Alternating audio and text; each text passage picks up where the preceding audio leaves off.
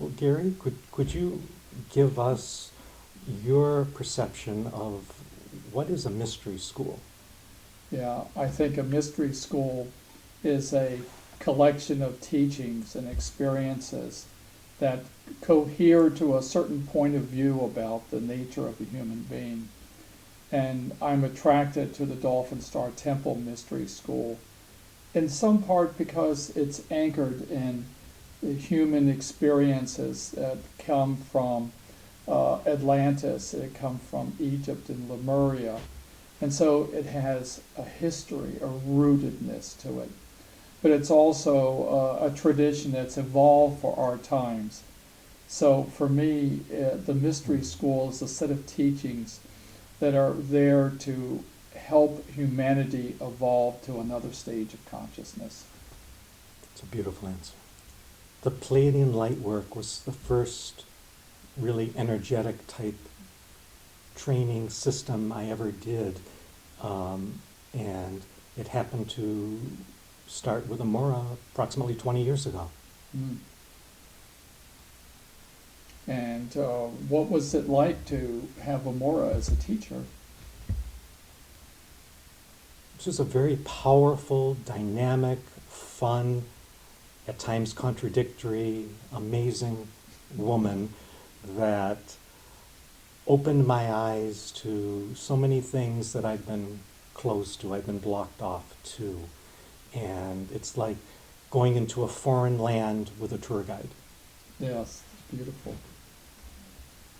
It seems that the full sensory perception and Pleiadian light work intensives have kind of a special relationship to Mount Shasta. What is Mount Shasta to you? It's a very special place.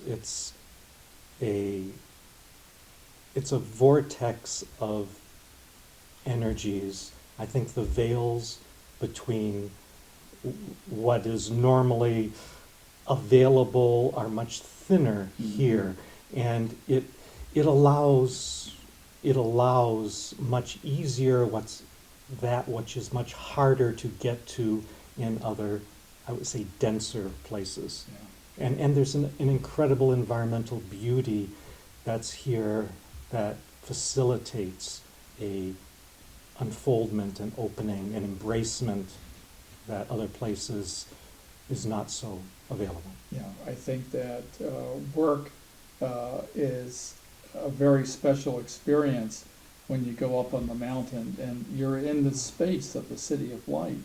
You know that you're there in a physical space and you're also in an etheric space at the same time, that it's so elevated.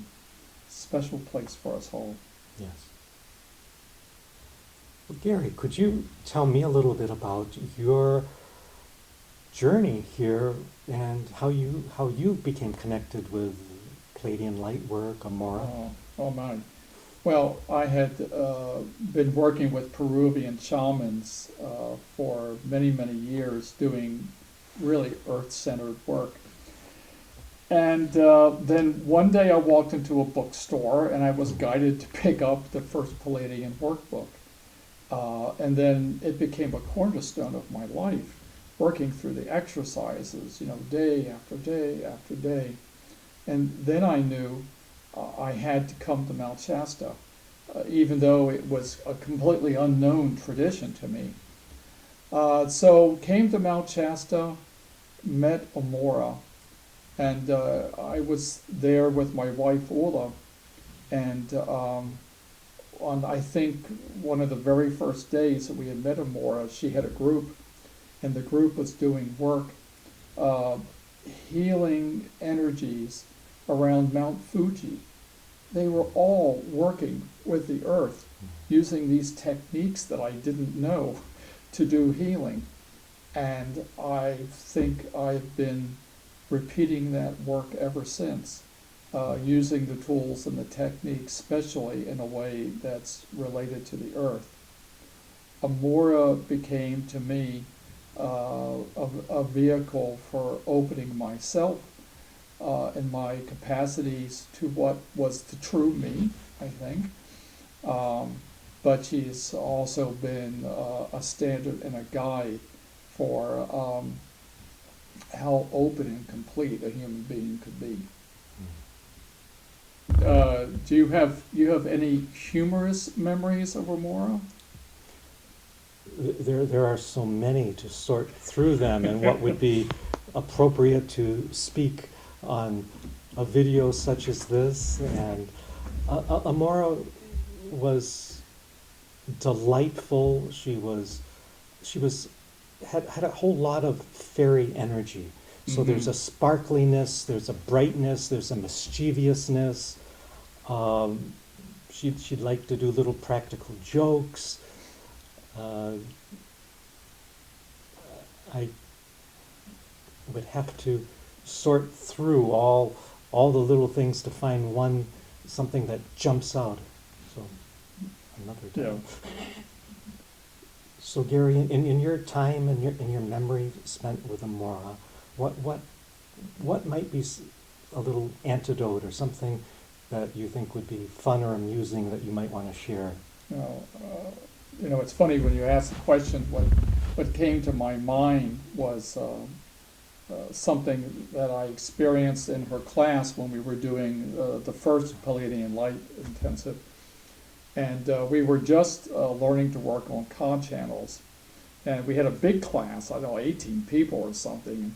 I was working on the opposite side of a room from Amora, and I was doing the first opening of a cod channel. And everybody had somehow managed to finish before me.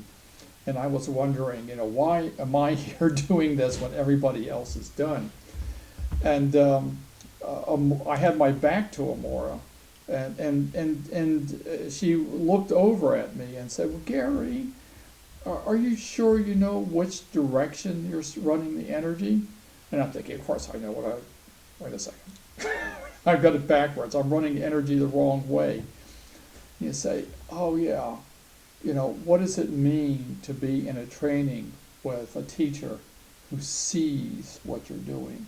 It's not something imaginary. It's not something that's kind of possibly true. I mean, she actually sees it. And if you're not getting it right, she's telling you you're not getting it right. And I think that when you're with an instructor who can do that, you learn these skills very quickly and you find your mastery very quickly. That reminds me of my first PLI, and through the PLIs, there was always a number of different kind of meditations, visualizations, and one of the very first ones we were going to do, she explained what was going to happen and where we're going to go, and I thought to myself, God, well, what if nothing happens for me? And so I rose my hand, let my hand up that caught Amorah's attention, and I said, Amorah, what if we do this and nothing happens? And she looked at me, she went, oh well. And, Yeah. and amazingly enough, something did happen, and for everybody in the group and all those people that said, well, this doesn't happen for me, it happened for them. Yeah. As well.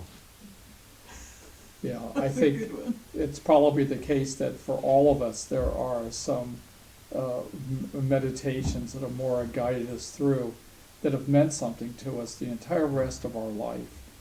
I remember being in class when she guided the class to meet the higher council of the Dolphin Star Temple, and I met Goddess Antares. And I had no idea who she was or what she was, but I got guided to Antares space within the city of light of Mount Shasta. And I've been changed ever since by that. So for their students who contact you, who are interested in this work, if they ask you for how they should prepare themselves or what they could do to prepare themselves, what advice do you give them? Well, I ask, are they meditating daily, and maybe what they're doing, and recommend that they have some kind of a daily meditative practice. I absolutely recommend that if they haven't read Amorah's first book, the Palladian Workbook, that they do, and then to study that, to actually do it.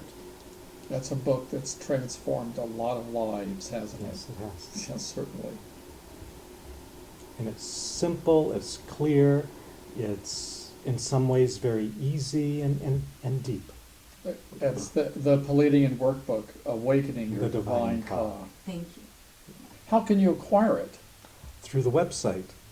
Yes, dolphinstartemple.org.